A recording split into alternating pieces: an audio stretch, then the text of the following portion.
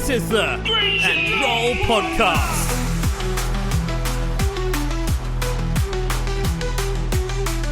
With your hosts, Chibsy and Mad Dog.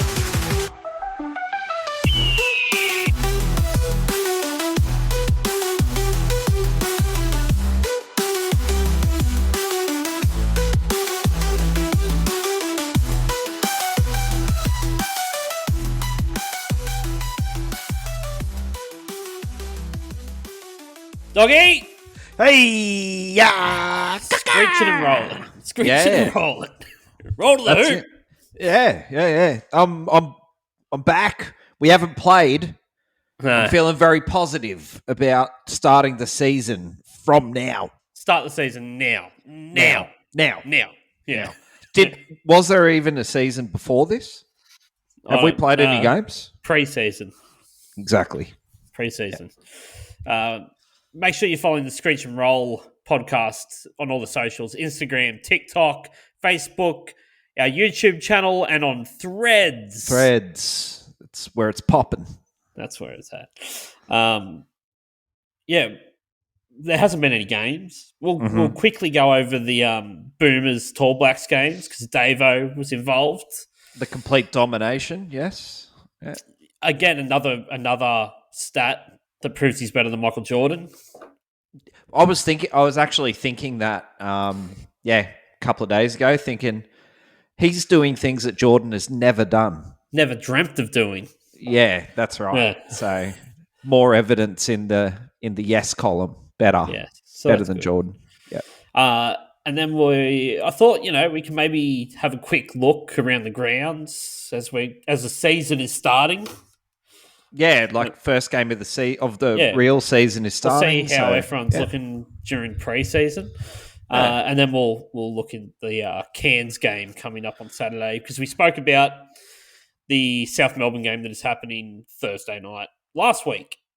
So we did. So go back and have a listen to that one. Yeah. Yeah. We'll talk about Cairns and then next week we'll do a quick rundown on the upcoming Bullets game next Thursday. A new look Bullets as well. So, let's bloody get into it.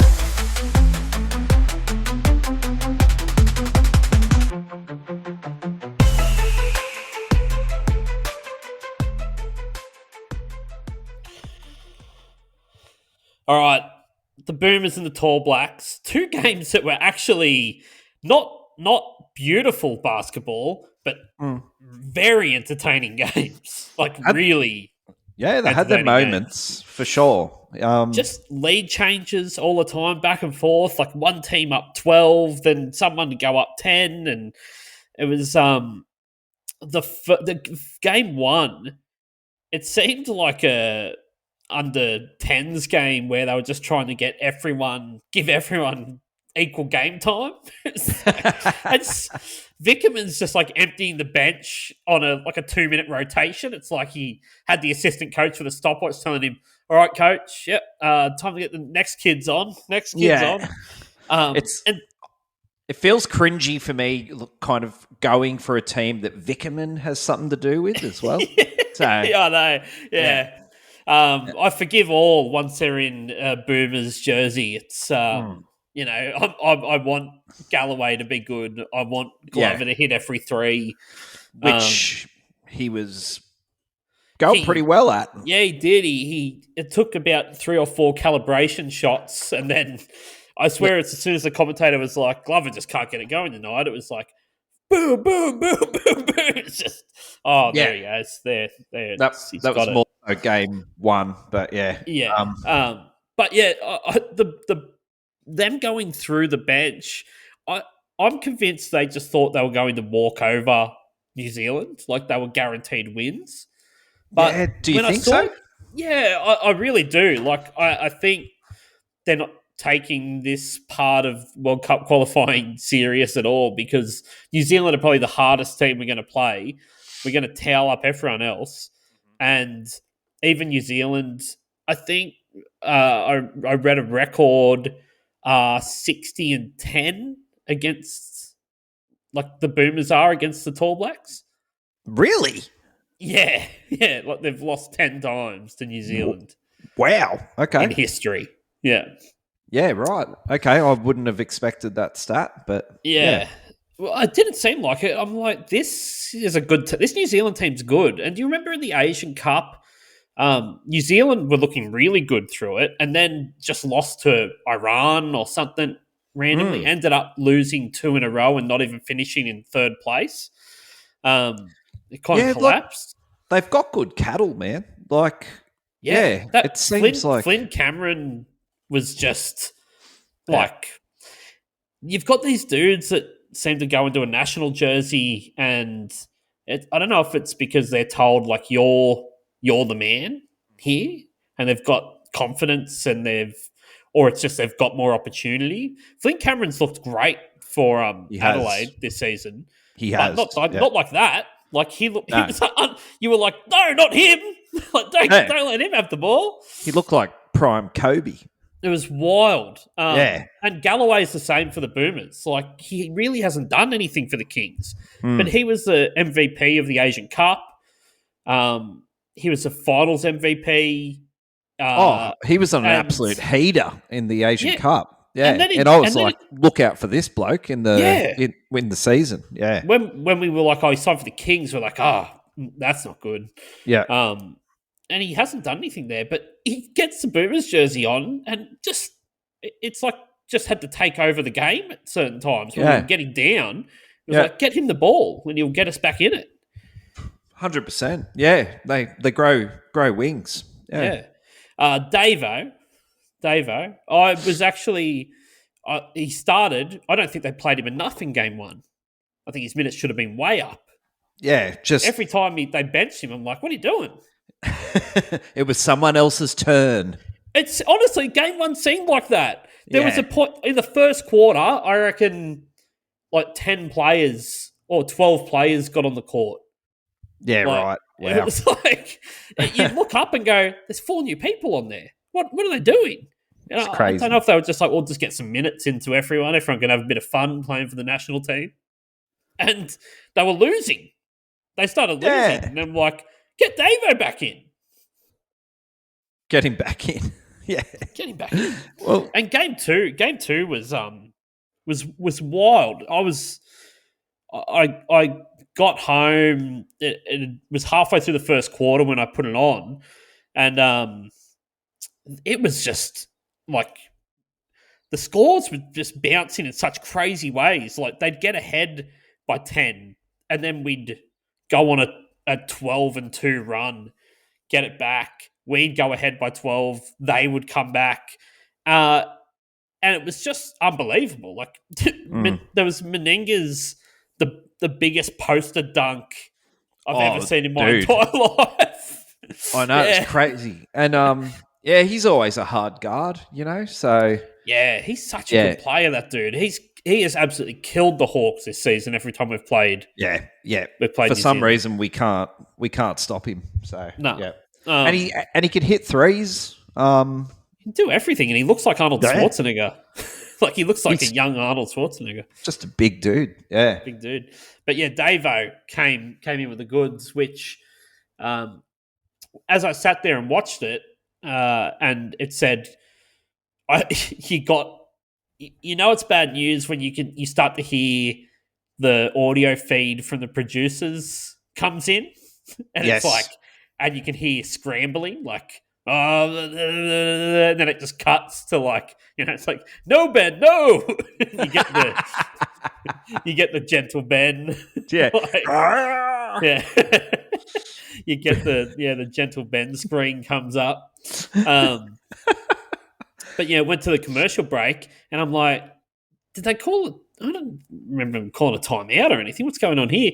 And then next thing I know, I'm watching some NHL player canoe across northern Canada, and I'm like, what is this? What is going on?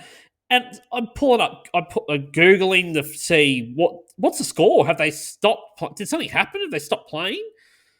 They hadn't stopped playing. We were down by 5 when it cut out with 2 minutes to go. Wow, what a time. And then I couldn't, that was it. And then it was just on the Google feed, like looking it up. I couldn't actually watch any of the game. Just saw the scores tick over, and it was like, oh, we won. That's good. It wasn't until the next morning when I woke up and saw this just a Davo brilliance, which was the most Davo way of winning a game ever, where he's like just over the halfway line, dead center, two hands on the ball, pointing directions at everyone, that sort of thing, and then goes and dribbles it, loses the dribble, loses the handle, it bounces away, and I'm like, oh, it's like the clock's just chewing up here. He basically just has to reef his own, it's like oh shit, and then put it up.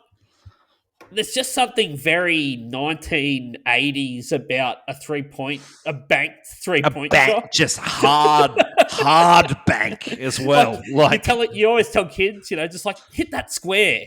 You know? It's very hot. There's a very high chance of it going in if you can just hit the center of that square. Yeah, and it's just bang into the square, into the backboard, in, and it rolls around. And goes in. Because if you look at it on replay, like slowed down, it doesn't hit the square at an angle. It hits dead center of the square.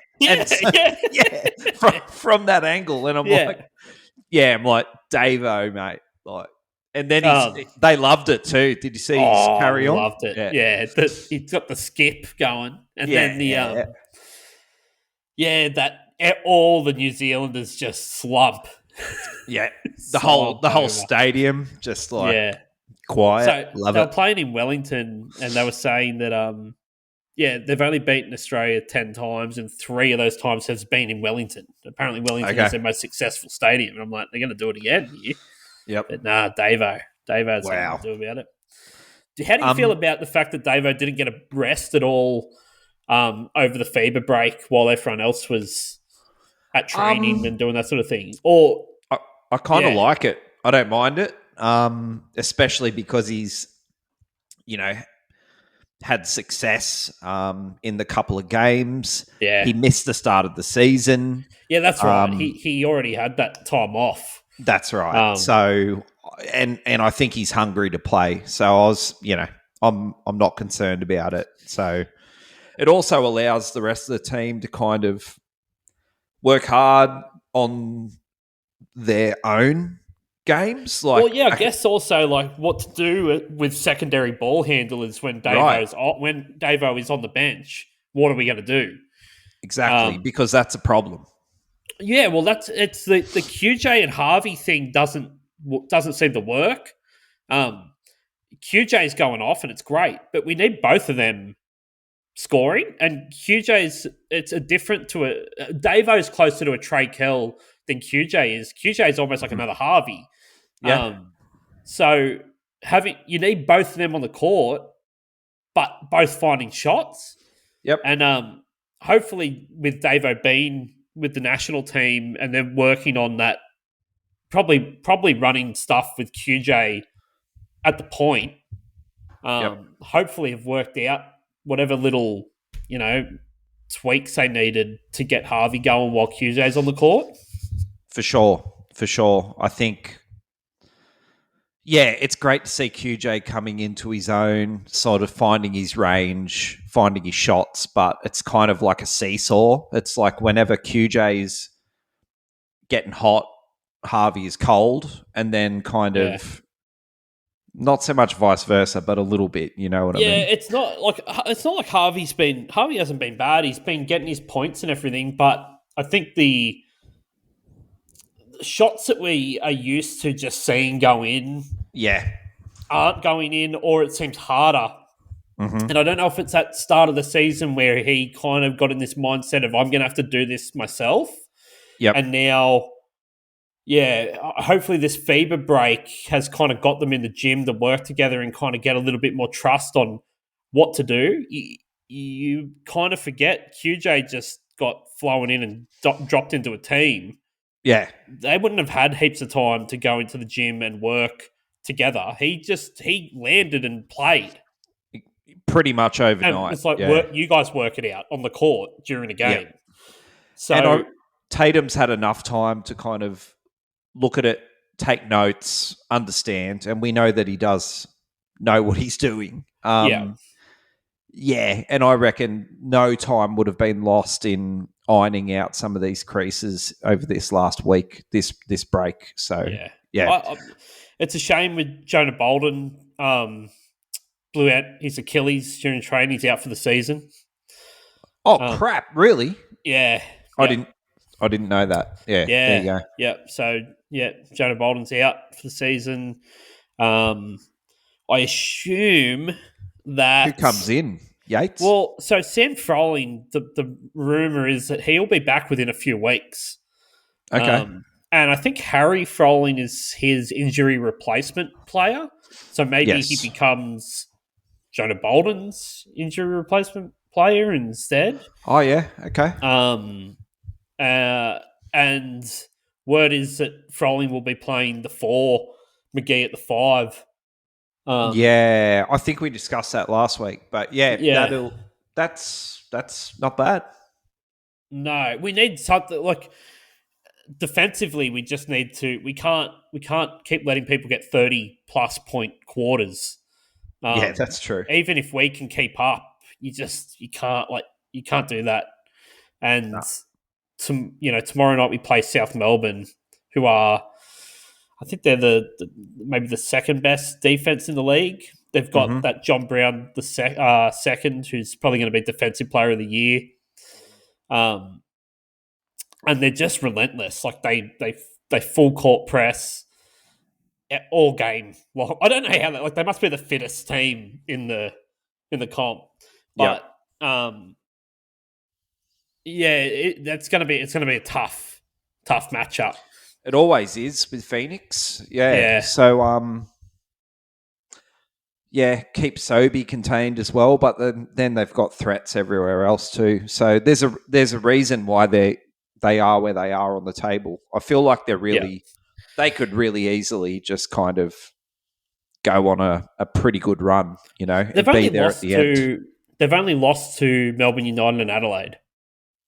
That's it. Yeah. Like that's it. They're a good team. Played them multiple times, but that's it. That's all they've lost to.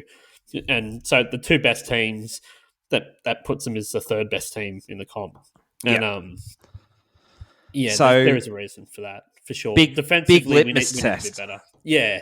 Big litmus test. Yeah. We need to we're going up a team that prides itself on defense, and I think we need to get that defensive grit back. That's going to lead to a better offense. Mm-hmm.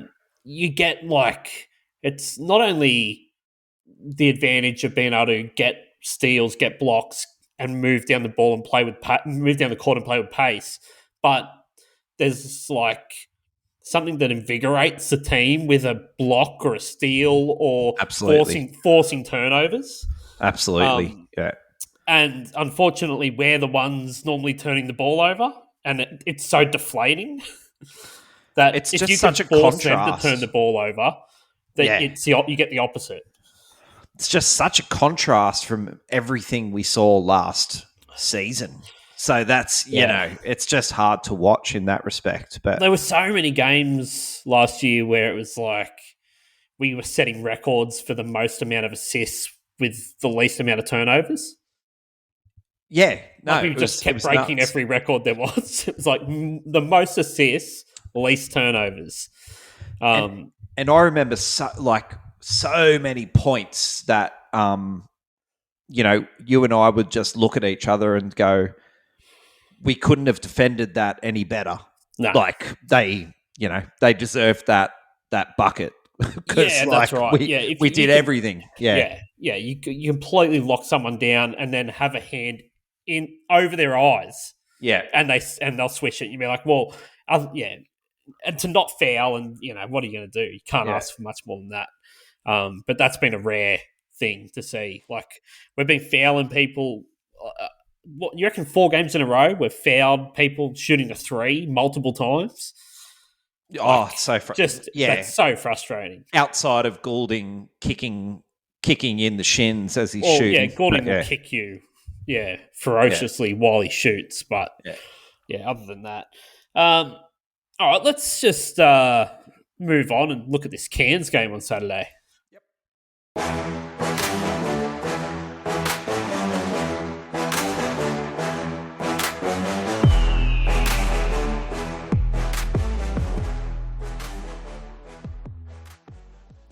All right, Taipans time. Now, the last time we played the Taipans up in Cairns, we had a massive win. It was it maybe our only blowout win that we've had this season, where we just completely dominated someone? I think so. Yeah. I remember it being a pretty convincing win. It was the first time we won 2 games in a row as well, and we were kind of thinking, "We're talking. Here we go. We're on. We're on. We're back. The pennies dropped. 2 in a row. Yeah. Unfortunately, it was freaking. Yeah, we played the Bullets and the Taipans, who we play in a row now as well. So we play South Melbourne tomorrow, then we play Cairns, and then we play the Bullets. So, this is the chance, to get a bit of a run going. Cairns love coming to Wollongong. They're the bogey team, mate. Like, we can't take this. Yeah. How many times have we sat there together with freaking Cairns and you go, well, we don't even know who's on this team. And it was just like someone would just be so hot. There was one game we went to and they buzzer beated us. There was that. I think it was against Cairns where Davo threw the... that was Cairns. Yeah. And one before that, I'm sure they beat us with a long range buzzer beater 3. Like it was one of those. Yeah, just you go. Oh, and they're the type of team too that, like, I don't know, they're like saving on their budget. They fly like 3 bench players down. That seems like an empty bench. Bench. Yeah, apparently the best coach to ever be in the NBL, though. Apparently the best coach to ever set foot on a court in Australia. Yeah, Adam Ford. Exactly. Never actually had a winning record with any of these Cairns teams, but they're lucky to have him. Yeah, best. Yeah. I like that he comes out at press conferences and says that if you're not doing your job, you get fired. That's what happens. And if these guys aren't going to do their job, it's like, mate, you're in charge. This is your responsibility. Yeah. But they got Jack McVeigh back after he had a bit of an absence with injury, but he is back. And he's pretty much, he is their offense. He's there, yes. Yeah. Yep. They've got Admiral Schofield, the Admiral. Who has been a bit of a disappointment. He's hot and cold, but he's not really given them much. And I think they were relying on him to be a 20-plus point guy for them. And McVeigh, he's always been a good player, but even when he was at the Jack Jumpers, he'd hit big shots, but he wasn't the one running the show ever. That's why it seems weird to me. It feels like, it's like I said, fantastic player, great shooter, but is he the guy that you kind of bank on to be only guy? Yeah, I see him more like a Chris Goulding type, like one of those 100%. You don't want him to get into space. You don't want him to get to his spots because he'll hit the shot. Like 80% of the time, he'll seem to hit these shots.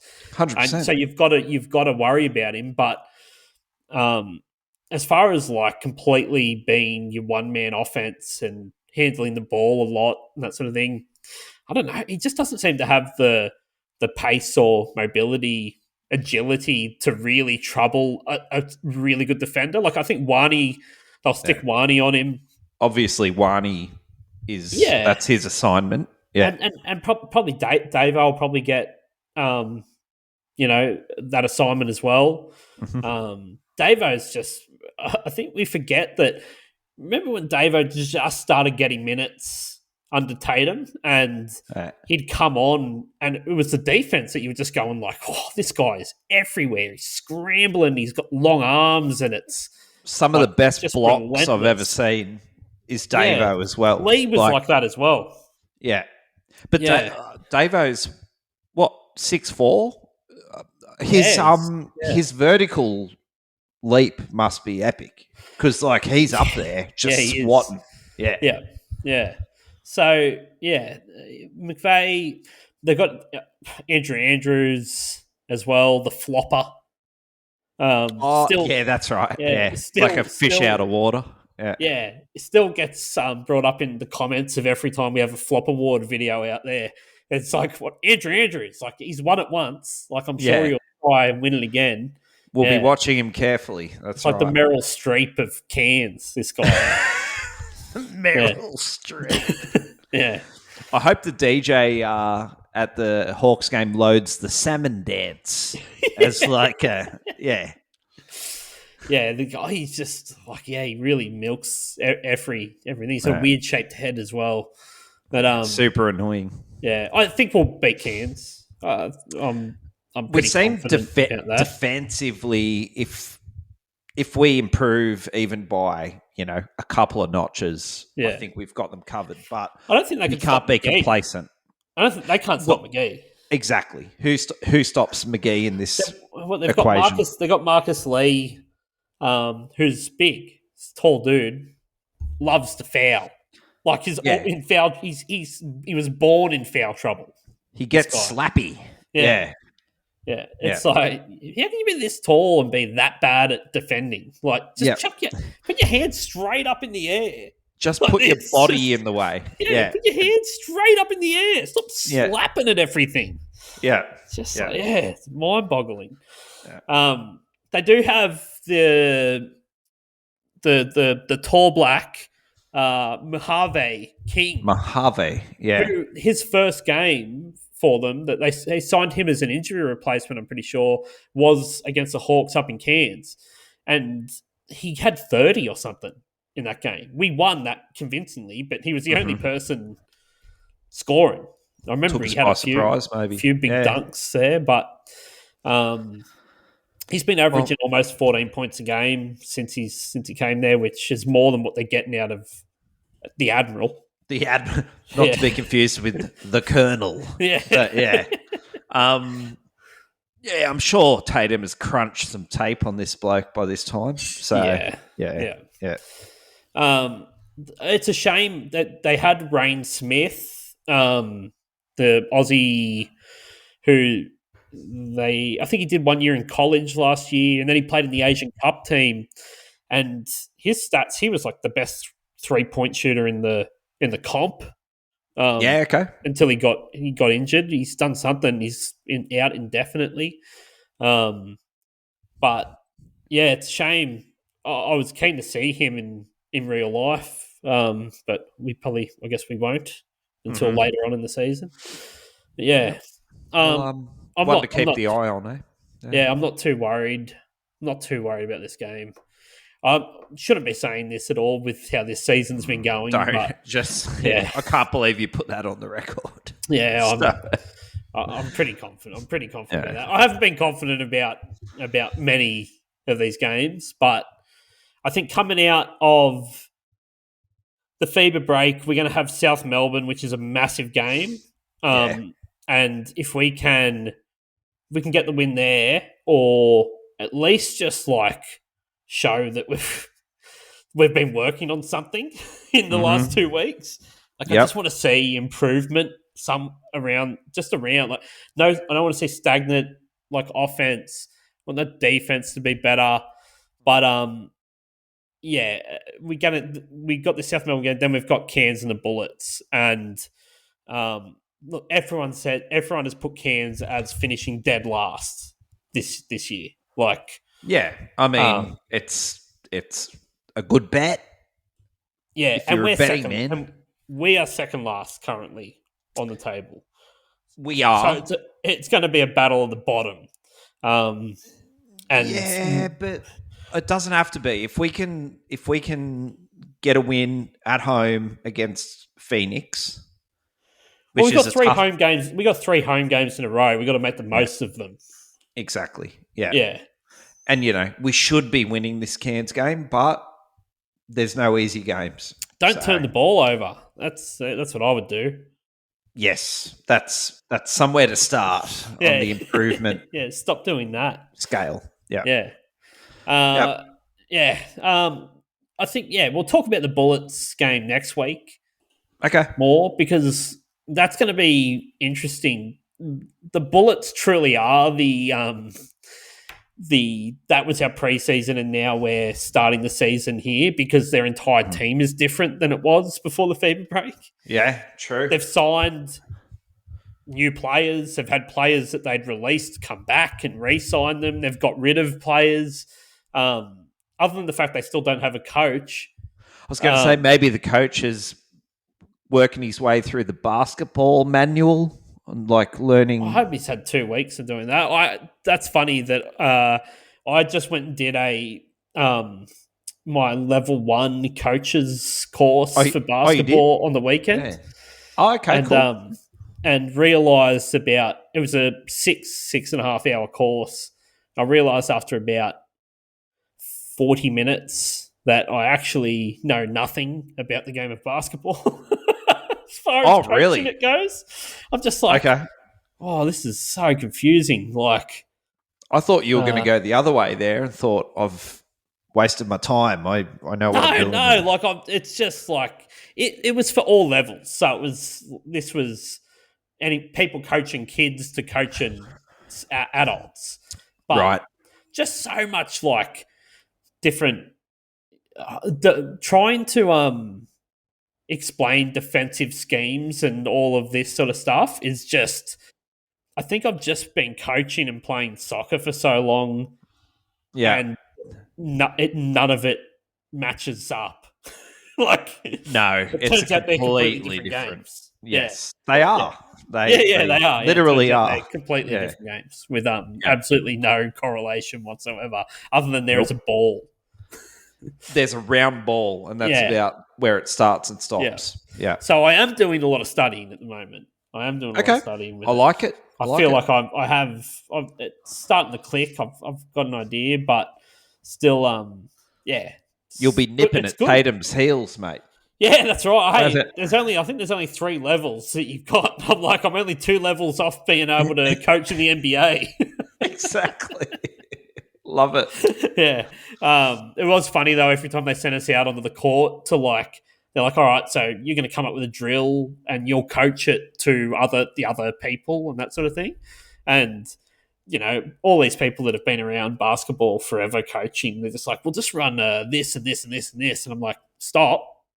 I don't know what any of that is. They're like, oh, this is you'd learn this as a kid. I'm like, nah, I don't know. Just treat me like I don't know anything. Yeah. treat me like I'm a 5-year-old. Yeah. So, it was they're like, oh, okay. Let's not let that guy be in a group. Nice. And then every time I had to go up, I was just just be as confident as possible here. And that's 100. That's absolute faking it till you make it. 95% of being an adult. Yeah, it is. Yeah, that's right. And any line of work, I passed it. Yeah, so I'm all good. I got it signed off. Yeah. Now I can go take a rep team to tournaments. Yeah, sick. Has Weary done his level 1? Yeah, I'd imagine so. He seems to know what he's doing. Yeah, fair enough. Yeah. All right, good stuff, doggy.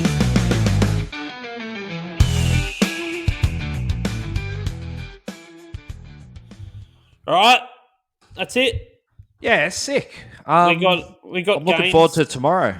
So many games. I don't know what. I'm gonna have to pull some late nights for the Saturday and Thursday because I'm not going to be able to get to the sandpit, unfortunately. So I'll be watching them after the fact. I will be turning my phone off and watching a replay of Saturday's game. Yeah, look, to be fair, I'm going to be at Good Things on Saturday. I'm going to Kendrick Lamar on the Thursday. and I might just watch the games on my phone. I reckon you will. That's exactly what you're going to do. It's normally what happens. Normally, I've bought really expensive tickets to something, and then go, I'm just here. I'm just going to watch the Hawks game on my phone. I'm working, so I won't be able to do that. But yes, I think I'll be watching. I think I'll be watching like Weezer or something by the time they go on Saturday. It's a perfect backdrop to a Hawks game. Game. Yeah, that's right. Yeah. And then Kendrick Lamar will be on while I watch them play the Bullets. Yeah, perfect. Yeah, that's all right. Why not? Love it. Yeah. All right. Thanks, Dobby. Man. Keep screeching and rolling. Cheers.